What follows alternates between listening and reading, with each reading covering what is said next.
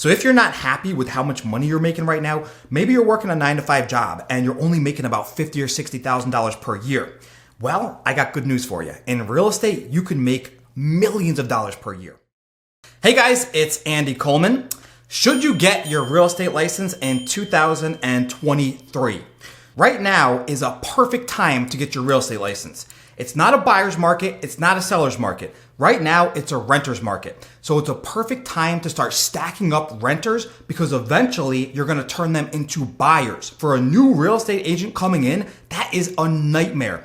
Trying to get listings as a brand new agent, competing against people that have been doing this for 20 years, how on earth can you compete against people that have been doing this for 20 years trying to get listings?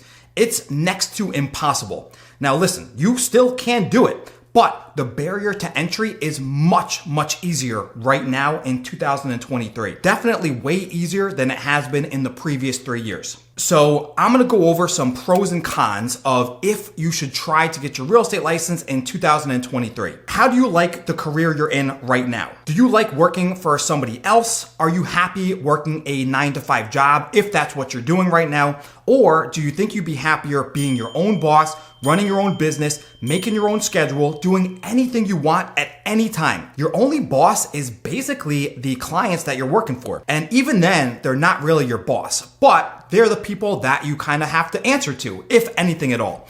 Obviously, you still have your broker, and your broker kind of guides you along a little bit and solves problems, but they're not telling you what to do. There is nobody that's saying, hey, go here at this time, do this, type this up, write this out, make this phone call, put this offer in, none of that. Everything is completely dependent on yourself and what you want to do for your business. And that's what it is. You're basically running your own business as a real estate agent. You're finding new leads, you're getting clients into homes, you're doing showings, you're putting offers in, you're writing up contracts, you're doing everything that you should be doing if you run your own business. Nobody's telling you what to do. If you're in college right now and you're just about to graduate, or maybe you just graduated and you're thinking you don't know what career path you want to take, maybe real estate would be really good for you, maybe not. But if you're confused right now on what you want to do, I think real estate could be a good option for you. It's actually extremely fulfilling to help somebody find a home. There's been dozens of occasions where a family, after I actually got them in a home, whether it's a rental or a purchase,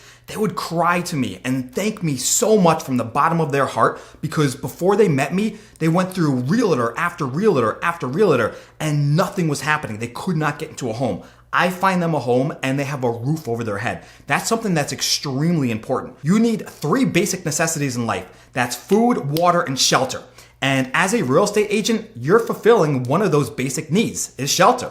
To get your real estate license is super easy. All you have to do while here in Florida is pass a 63-hour class and then take a state test. That is very, very easy. All I did, I showed up to class. I think it was like 3 hours a day, maybe twice a week for a month, month and a half, give or take. And that's it. That's all I did. And then I answered the practice questions in the back of the book and I passed the test on the first try. The class is only about $500 to take. And then the license, I believe, is around $200 to actually get your license. So it's very, very, very little barrier of entry in terms of payment.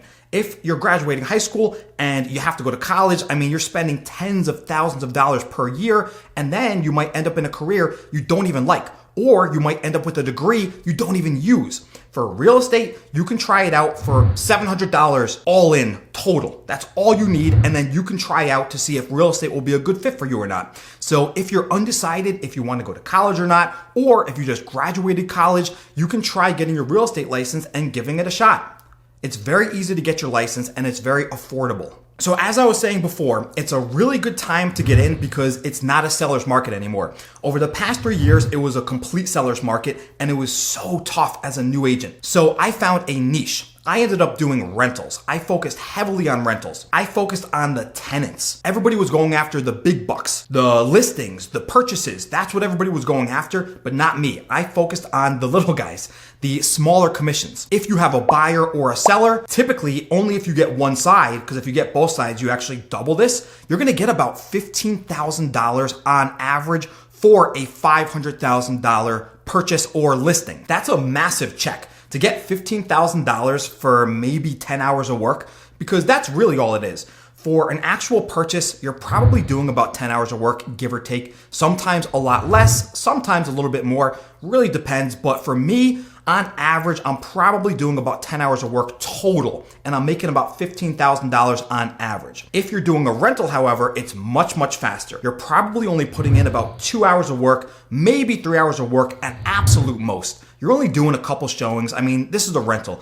A lot of people, they don't care as much as a purchase. They'll see 1 or 2 houses, maybe 3, and then they decide right away. So for a rental, you're getting about $2,000 commission on average, which is a lot less than a purchase. But that doesn't matter because you can stack them up. It's a lot less work. It's probably 4 to 5 times less work than a purchase is. If you do 1 house sale, you can actually do about 4 or 5 rentals for the same amount of work. So then it starts equaling out a little bit. You could probably get around $10,000 in rentals for the same amount of work as you can get for 1 house sale. And if the house sale is, let's say, $200,000 or $300,000, then your commission is going to be significantly lower. But still, it's a good portion of money. You're still making $5,000, $6,000, $7,000 even for those lower commissions. So let's talk about the hours as a realtor. How much do you actually have to work? Well, that actually completely depends on you. You can choose to do anything that you want. You can choose to work 5 hours a day, 1 hour a day, don't work that day, or 16 hours a day.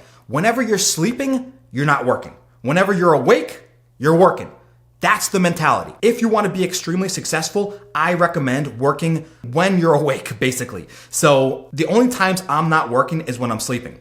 But that took me a few years to actually get into that groove and get into that mentality. If you start doing that right away as a brand new agent, I promise you'll be extraordinarily successful, especially if you follow basic principles. Like be friendly with the client, make them a friend, always be responsive, get back to people right away, have the answers that they're looking for, be the expert. If you follow those basic principles, you're going to be extremely successful. If you want to travel, you can. You can hire showing agents, you can hire team members to do your showings for you, and you can do everything remotely if you had to.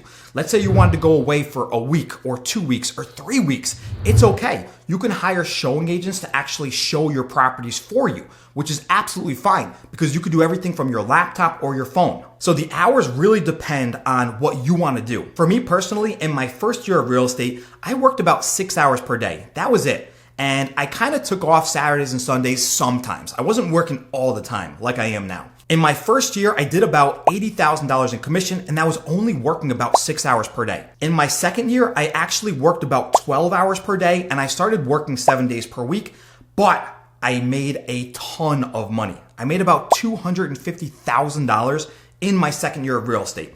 That was about 180 deals that I did as a single agent. And it gets really good on my third year. I made a little over $500,000 after my second year, which was my third year of real estate. I did that working about 16 hours per day. Think about that for a second.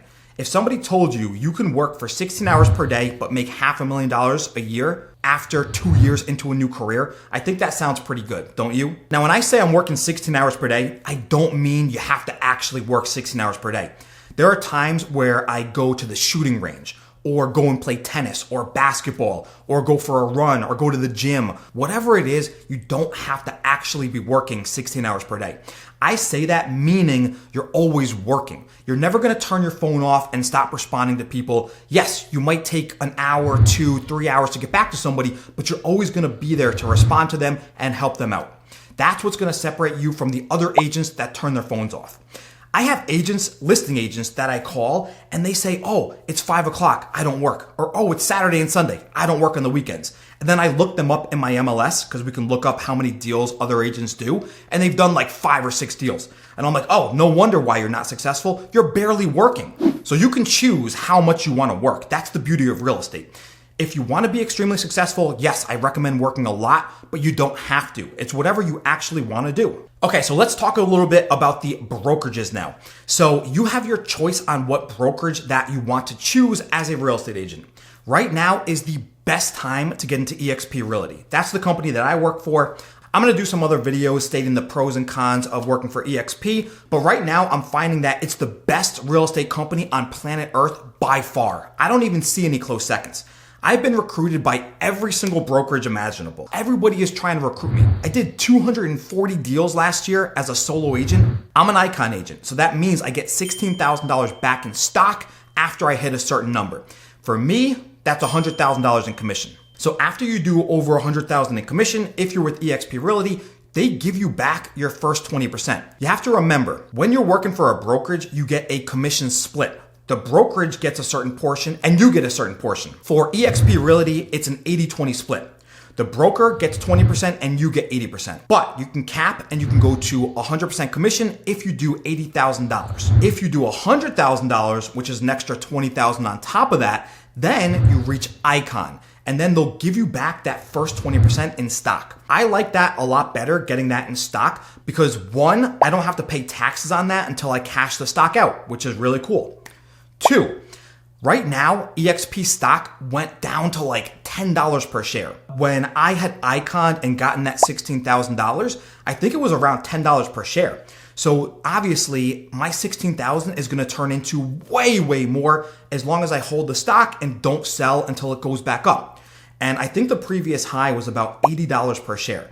So as we know, as long as a company stays successful, it's going to go back up to that and probably pass it eventually. So for any new agent getting your real estate license, or even if you're an agent right now, eXp Realty is by far the best company. Just the stocks alone in my past 3 years, I have about 5,000 stocks. That's it. And I only contribute 5% of my commission checks towards the stocks. Okay, so now let's go over some of the cons to being a real estate agent. I think the biggest one is that nobody tells you what to do.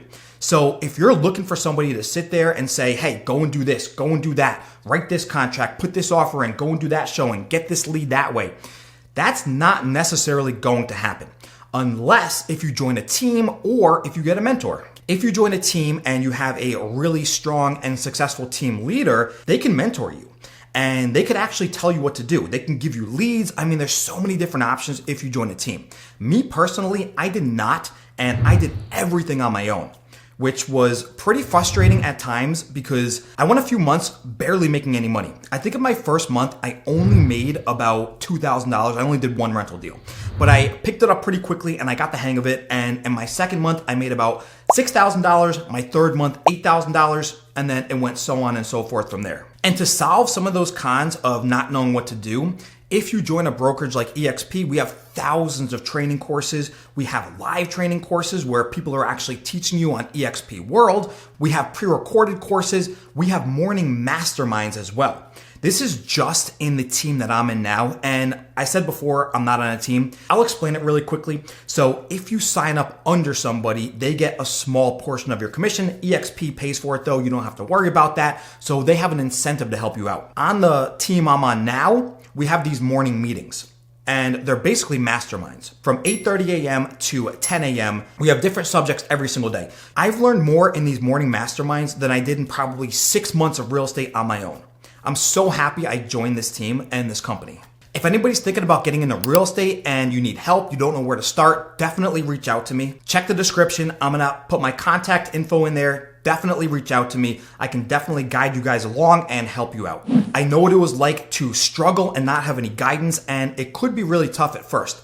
It's a shortcut having a mentor or a team leader. You can get super successful very, very quickly that way. One of the other cons to being a realtor is you have to do a decent amount of paperwork. So the majority of paperwork is actually writing up contracts. If you're doing rentals like I am, I put in about 20 to 30 offers per day, which is a lot of paperwork. You can hire a transaction coordinator, you can hire a virtual assistant or a regular assistant, or you can hire other agents to work under you and do these tasks for you. But obviously, as a brand new agent, you're gonna wanna do that yourself.